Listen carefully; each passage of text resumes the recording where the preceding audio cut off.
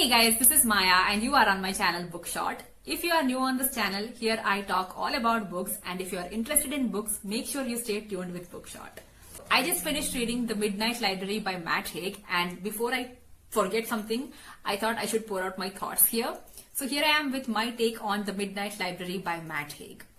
This book is one of the most talked about books in the bookish community, and this book is also the best fiction book for 2020 on Goodreads.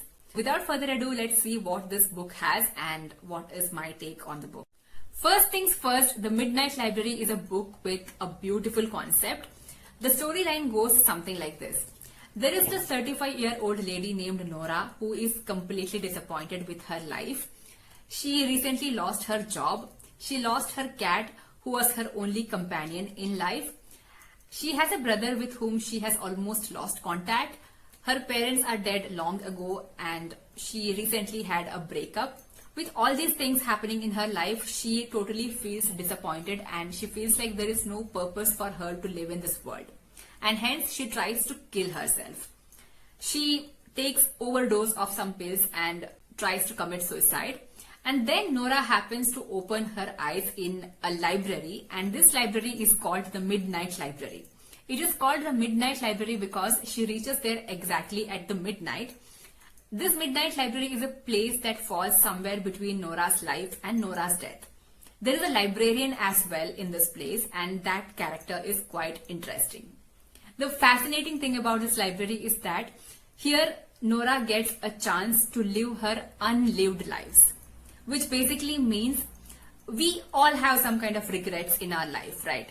I sometimes feel like I should have taken arts in college. I should have pursued a degree in literature. Similarly, you may also have some kind of regrets in your life. Here, the character Nora, she has a bunch of regrets in her life. Her list is like never ending. And this library gives her a chance to live those lives.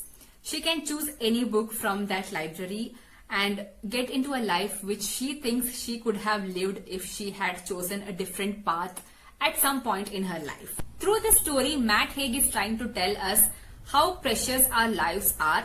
He's trying to tell us the value of our life.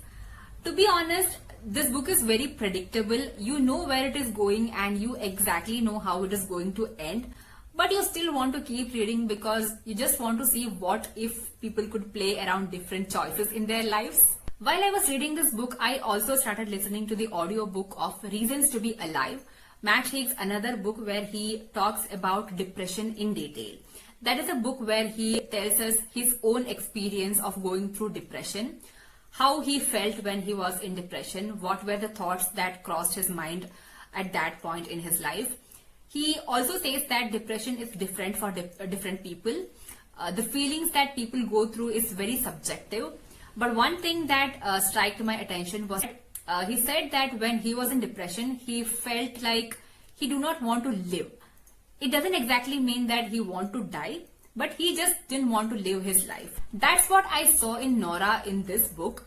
Nora didn't want to die as such, but she didn't want to live either. At some point, the story was really interesting, and at some point, I felt it really boring.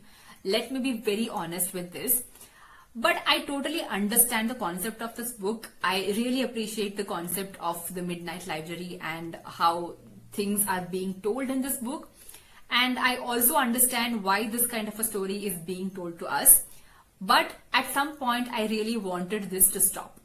Matt Haig could have told us this story in 100 pages, but this is a 285 pages long book with the same things happening again and again. It felt way too repetitive for me.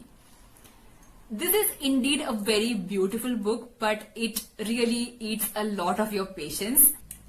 It's up to you to decide whether you want to pick this book or not. If you have read this book, do let me know in the comment section how did you feel about it.